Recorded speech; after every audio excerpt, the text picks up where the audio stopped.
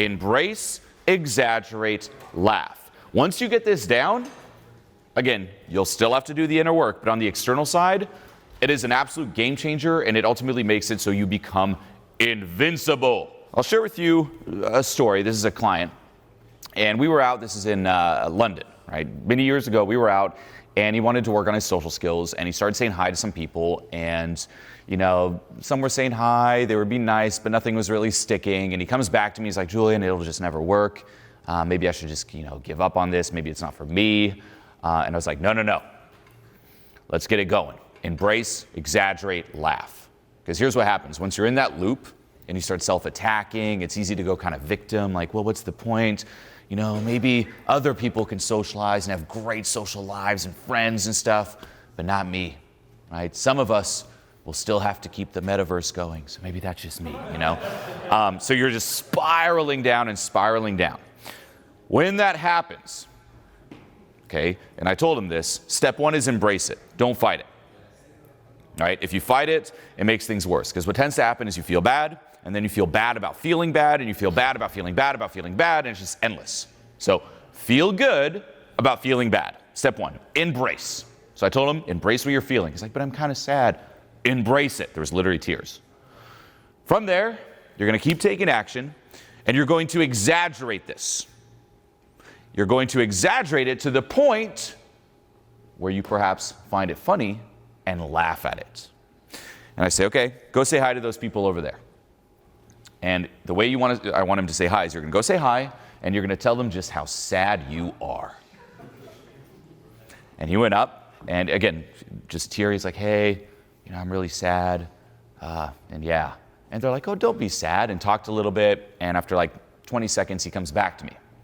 I'm like, great, how do you feel right now? I mean, it's still sad, but a little bit better. All right, go tell that person, you felt sad, but you feel a little bit better now.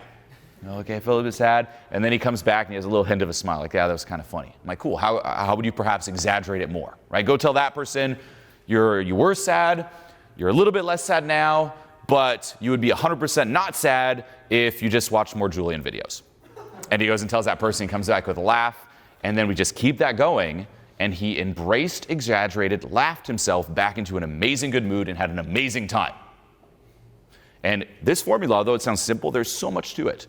First of all, embracing releases any resistance you have to the issue. Exaggerating it is caricaturizing it to the point where you just overblow it and you start laughing at it. And that strips it of its power completely. I also apply this, for example, you can apply it with if you run out of things to say. Right? Most people are like, what if I run out of things to say? It's the end of the world.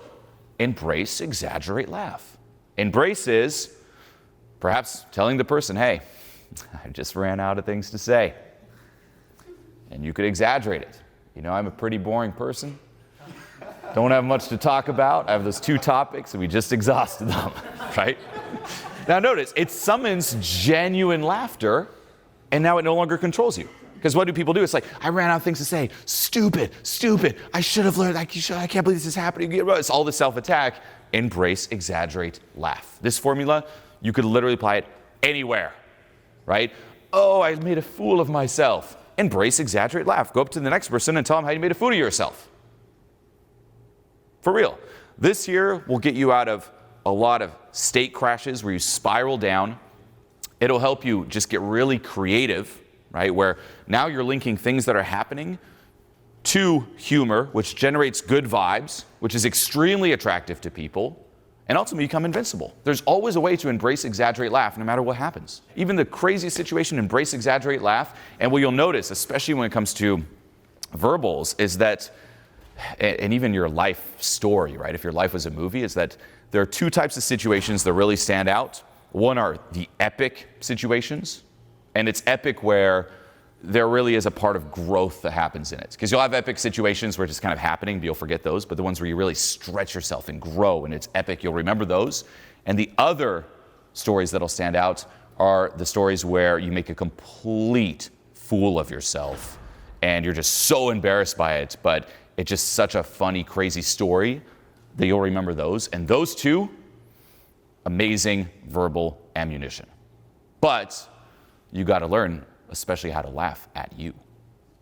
And that's what this teaches you. It teaches you how to embrace it and how to laugh at you. You can't be taking yourself so seriously.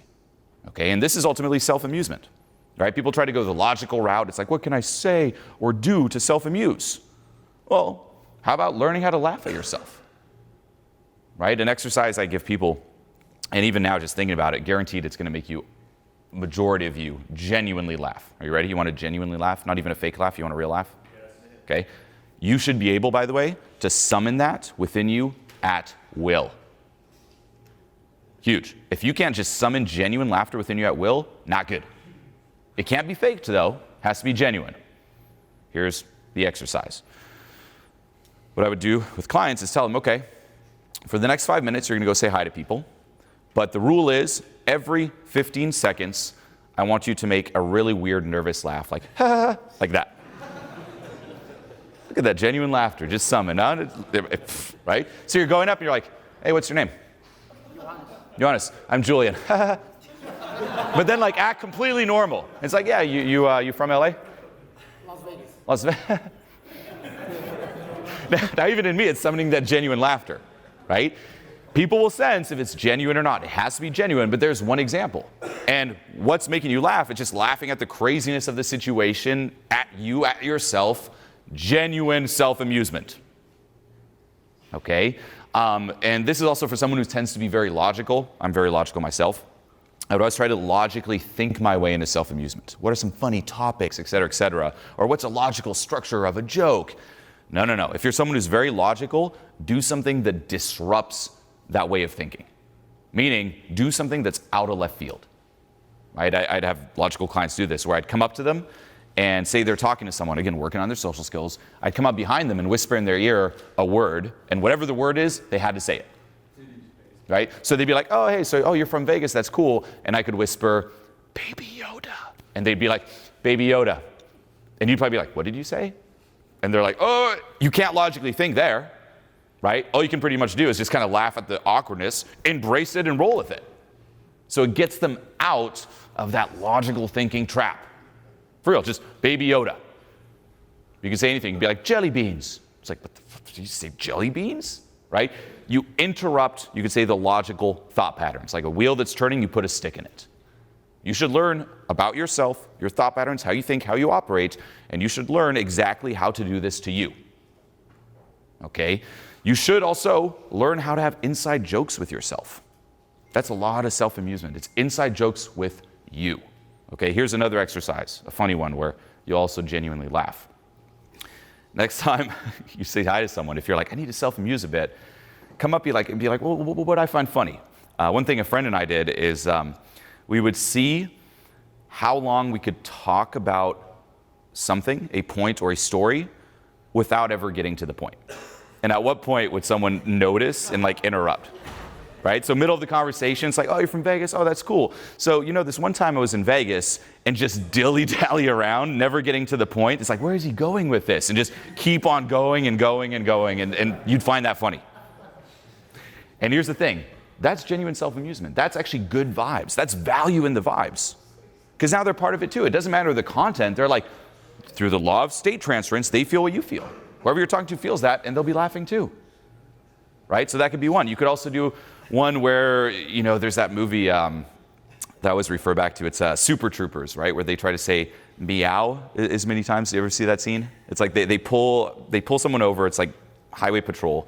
And while, talking to the person, like, license registration, please, they try to slip in the word meow. So license and registration, please, meow. And the person's like, what? But they're like full straight face. It's like, yeah, can you hand that over, meow? And it's like, how many times can you say meow until the person calls you out on it? There's an example of an inside joke with you. What inside jokes do you have with yourself? And it has to be some that you genuinely find funny. Like for me, that's my type of humor. I love that stuff. I love the more, Borat style humor. There's a show called Nathan for You. I love that type of humor. Like that's my jam. So when I'm getting creative there, it's like, how can I make myself laugh? Or how can I link this or even exaggerate it so that I laugh? It plays into that theme. What's your theme? There was one client, this is many years ago. I actually feature him in Transformation Mastery. I asked him that. I'm like, what do you find exciting? And he's like, Game of Thrones. And this is, he had an accent, European. It was like Vienna, I believe, Austria. But he might have been from Poland. I don't know where he's from. But he had an accent, and this was before Game of Thrones got ruined with a terrible finale. Those as bad as The Matrix 4. So at that time, and I'm like, well, tell me what you find exciting about this. And he starts talking about it, and spoilers if you haven't seen it. I mean, the finale's so bad. But anyway, he's like, there's this guy, his name is Hodor, and you find out that, and he talks for 2 minutes in detail about this, that, you know, he's there, and he's holding the door, and that's why it's Hodor, and he starts tearing up. And everyone's just like on the edge of their seats. He's just talking. It's just so beautifully written. Hold the door. Hodor. Hold the door. Hodor.